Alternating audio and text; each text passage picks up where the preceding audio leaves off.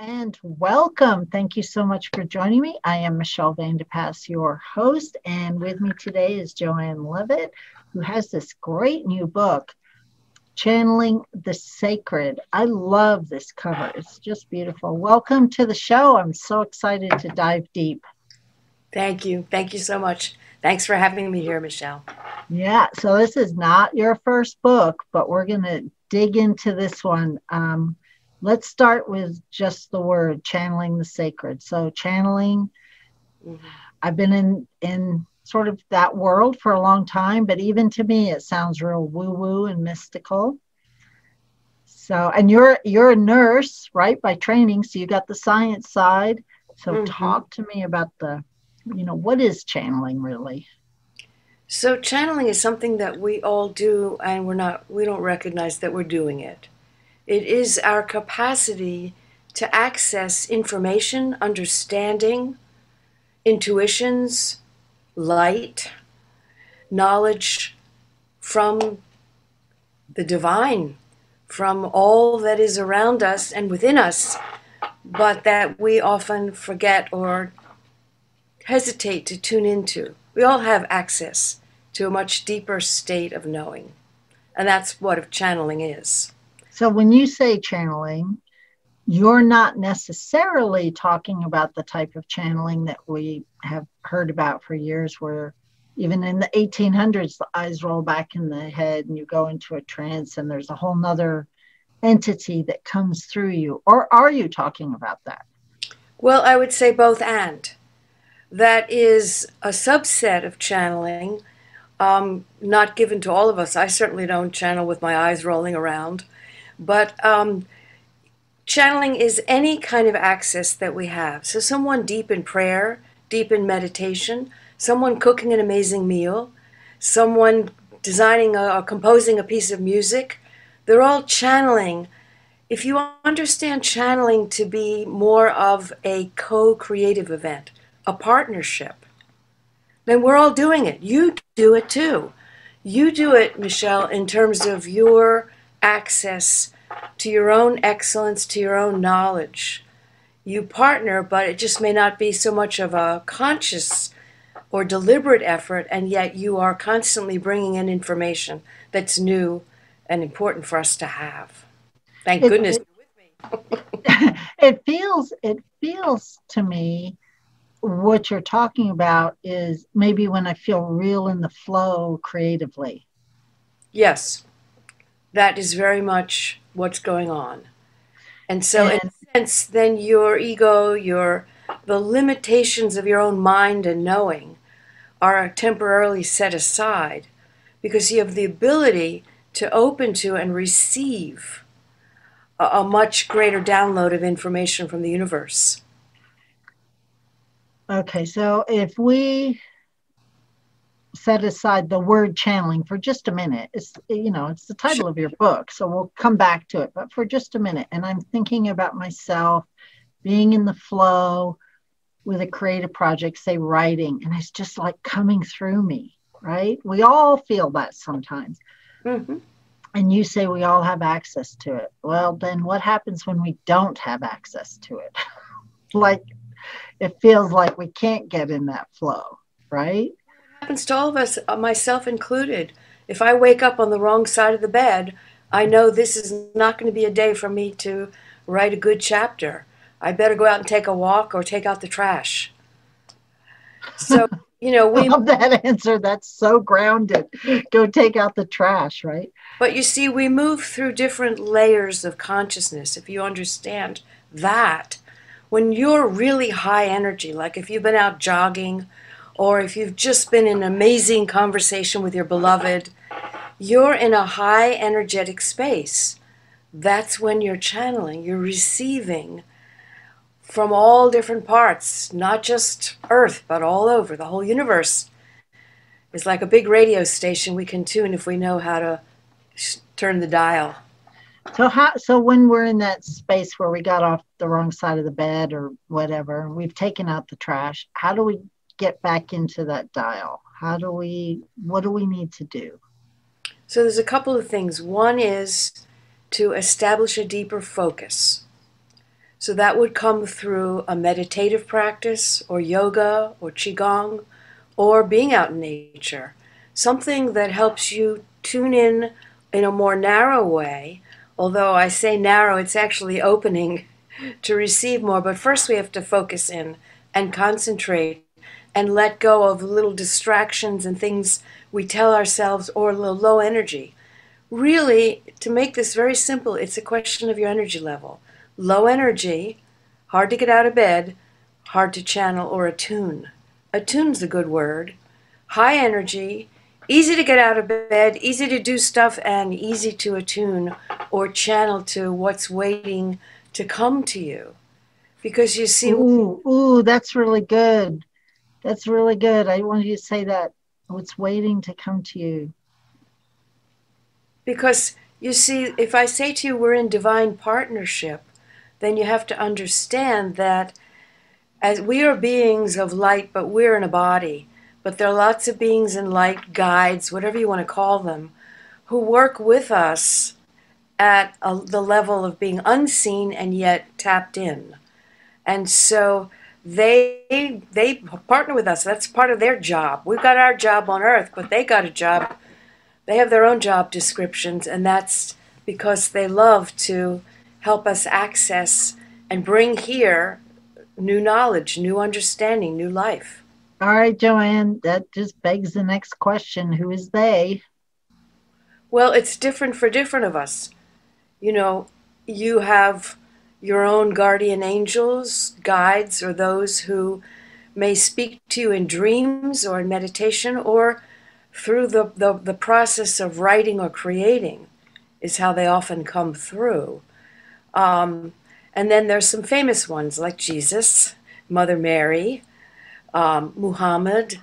It depends on your persuasion, but they're all there if you understand that they didn't just pass on and pass into oblivion, but passed on into a higher realm, which is still accessible to us because as humans, we have the capacity to move through multiple layers or dimensions, as they're called.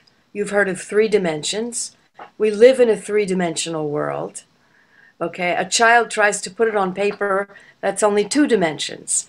But in physical form, we're 3, but there's 4, 5, 6, 20, 30. And we have the capacity, when we're calm, when we're quiet, when we're focused, to access many different realms.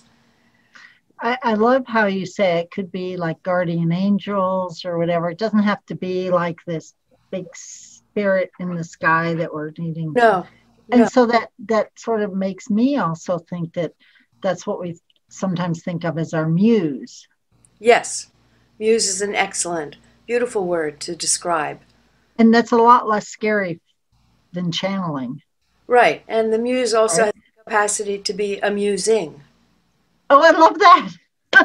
Right. It doesn't have to be so serious all the time. Right. Right. So in reading your book, which is great, again, I'm going to hold it up again, Channeling the Sacred.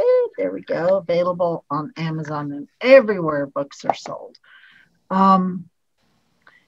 You taught, so you have other guests in here talking about channeling, and one of the words that came up for me was claircognizant.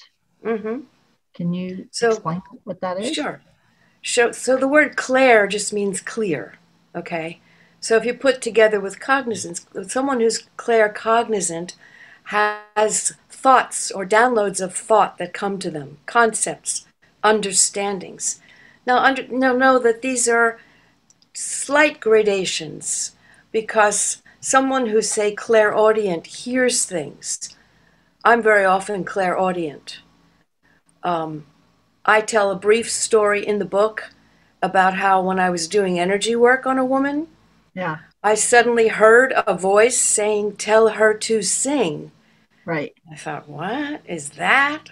Are you serious? Tell her to sing. And so at the end of a meditative session, I approached the woman and said, here is the information. I don't know where it's coming from, but I was told to tell you to sing. At which point she sat up and she said, "Who told you that?" I said, I just heard it in meditation. She said, "That's my sister. My sister passed on, and she wants me to keep singing, but I stopped when she died. It turns out she was an opera singer. She Mm. did go back and begin to sing again after her sister got the message through. So that's clairaudient, but it's also claircognizant because it's a thought process.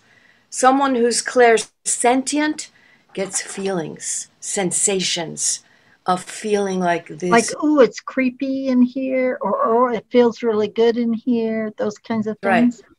And then, Yeah. of course, the most common is clairvoyant, and voyant comes from voir, which is to see.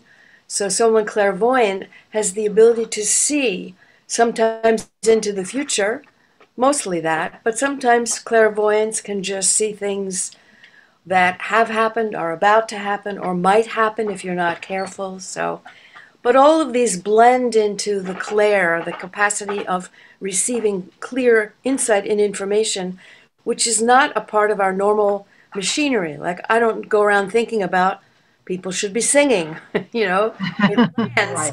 as a thought process, as an understanding. Right.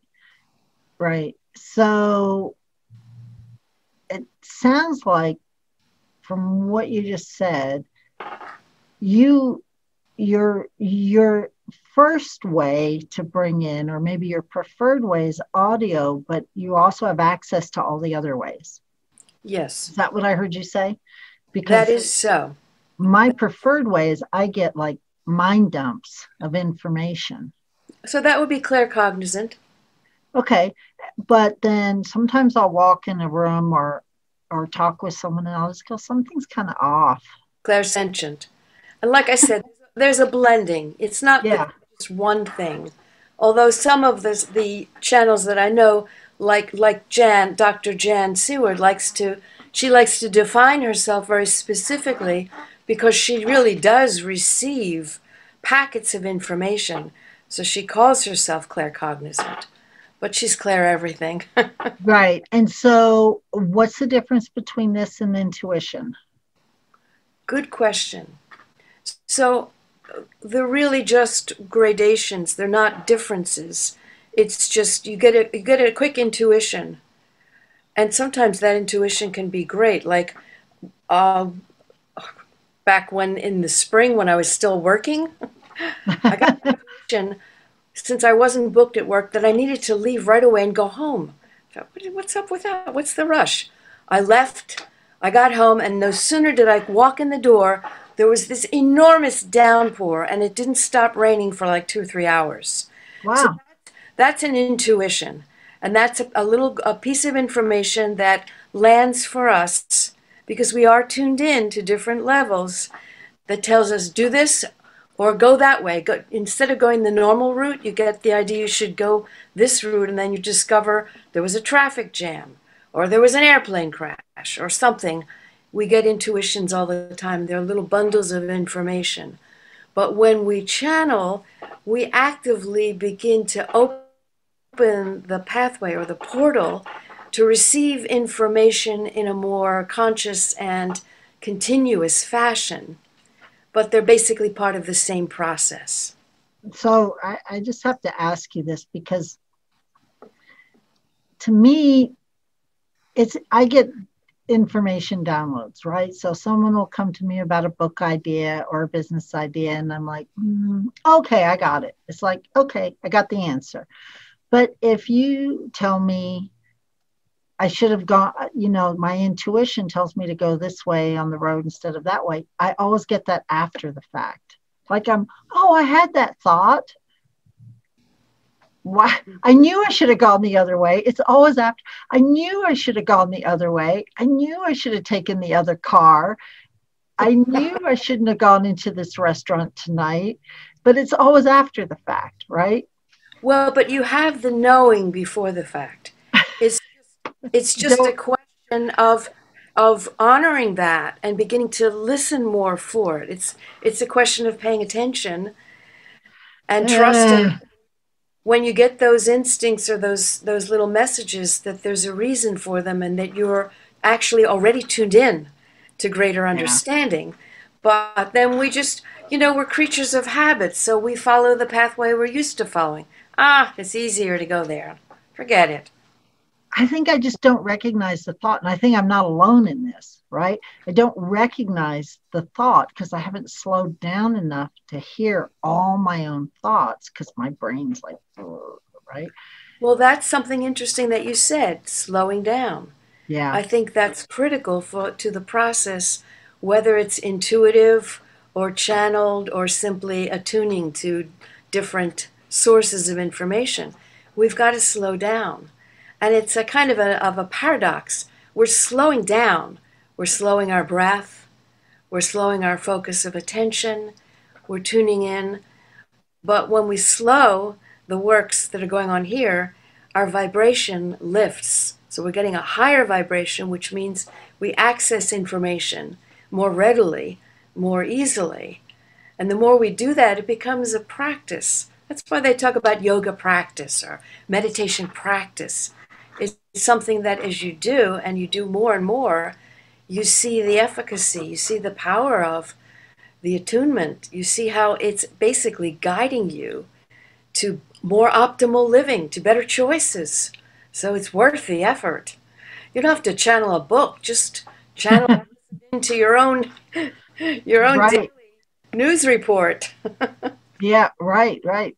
Get out of the rain or connect with your own muse. I really like the idea of channeling the sacred. There's something very yummy about that word, about channeling the sacred, like we can bring that in. Mm-hmm. It feels very nurturing and loving to me, like sacred's a beautiful word. So how did you come up with that title, and how do you view channeling the sacred? What does that mean to you? It's a great series of questions in Yeah. one. So I have to say that the title itself was really not my thought. The title itself got channeled to me. But you have to understand that I had been working in that domain for a couple years, in a sense, developing my own capacity to listen and my own capacity to receive. So when I was in southern France, I was attending a series of retreats, workshops, and mostly meditation, where we, in fact, channeled, but it was not consciously laid out, this is what you're doing. But we Right. began receiving information. And so that was when I channeled a book, which was a gospel, a more updated version of a gospel, and where I became more familiar with, wow, I can receive. I never thought that me, who am I? Okay, I'm a writer, but to receive sacred information or information channeled from guides that we might consider holy, holier than us, that was a revelation, truly, for me. But then I began to understand as I received this information, it wasn't just to make me special, it's because we are all special and because we can tap into this, though it takes some discipline, it takes quieting down, and it takes becoming a readiness to receive other than our normal thought process, which is very belabored. I think one time I heard a social researcher say that most of us had no more than, say, I don't know what it was, 500 different thoughts that we repeated over and over in different variations, that our thought process was fairly contained. But to channel, we have to step out of the 500 or so, whatever the number is, and be ready to receive information unexpected or lofty or different from our usual meanderings. And that's often how, brilliant ideas come in, Exactly. right? Like Sure. Stephen Jobs was just channeling, right? And Change the so was world. Einstein, and so was Mozart, and all the greats. They were able, because of their great love of the material of their own profession, great love and willingness and desire to develop that material further. That was what helped them to receive information from the guides. Going back to what I said to you earlier, which is this is a co-creative process. Yeah. This is a partnership. So we got plenty of partners. We just don't know where they are. Maybe you and I should start a dating agency, only Yeah. that kind of, not romantic, but dating your guidance partner. Right. Well, it sounds like something you can help people tune into for sure. Mm-hmm. Yeah. Um, you've got some other people in the book, right? And I forgot how many. I was going to look it up before we talked, but there's About a few. 7 others. Thank you. 7. Yeah. Thank you. Talk to me about how you chose these people and their experience and so forth. I think the number one prerequisite for me was that I myself had been in their presence on the receiving end of their own channeling. Like my friend Dr. Suzanne Deweese, who lives in Florida, is a healer and a psychic and a medium. So she is one of those channels who does bring in information from ancestors, from those who've passed. And I found her, her readings for me to be very powerful. They helped me move in different directions in my life experience. Dr. Jan Seward is also an astrologer, but not the ordinary kind. When she looks at the configuration of your birth chart, the planets, and so forth, she can give you sort of amazing readings about your spiritual direction based on what she receives from you and from the information on your chart.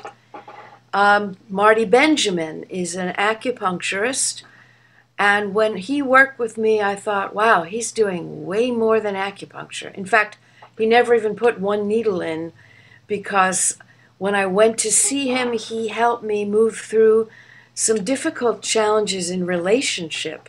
And that was through a process of tapping and accessing information through working with his guides, me, and mine. So it's an interesting little party that we go to when we work with these channels.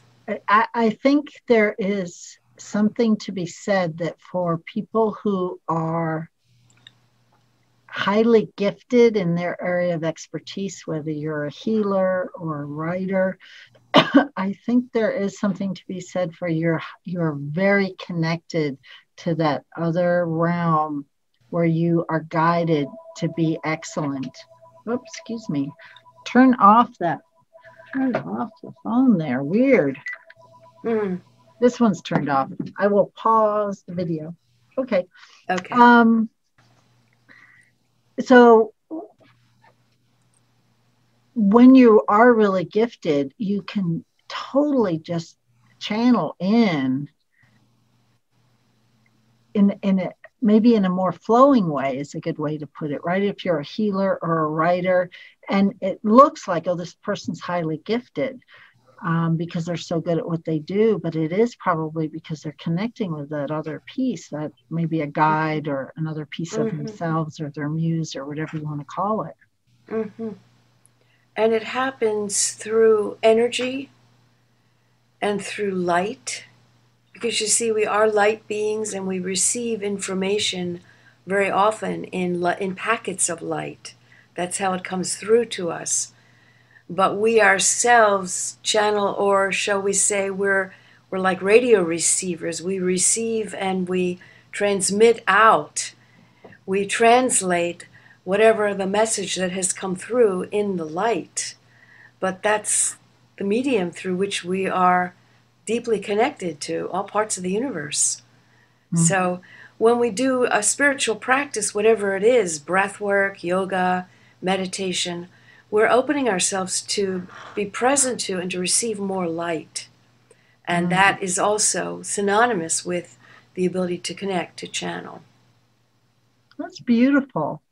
That's just beautiful. Thank you. So the book is Channeling the Sacred, Joanne Levitt, and you have a website. Tell me your website again.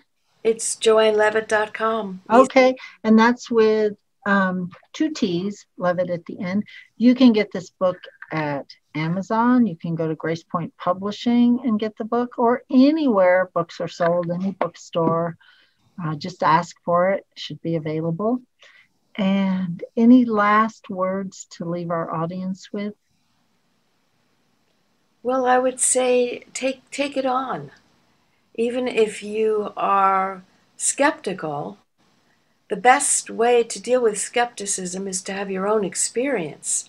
Because as long as you're hearing it from me, who am I? But when you hear it from within yourself and you recognize, whoa, where did that come from? All of a sudden it becomes tangible and real. And you realize you have so much more available to you to receive, to learn, to understand in relationships, about your health, about your own work or enterprise. There's so much more to have and hold. It's a very powerful practice. And I'm grateful to have been able to receive and develop it myself. So thank you for this Beautiful. time. Thank you. Beautiful. Thank you so much for being with us here today. And I wish you lots of blessings on your own journey. Thank you, Michelle. Same for you.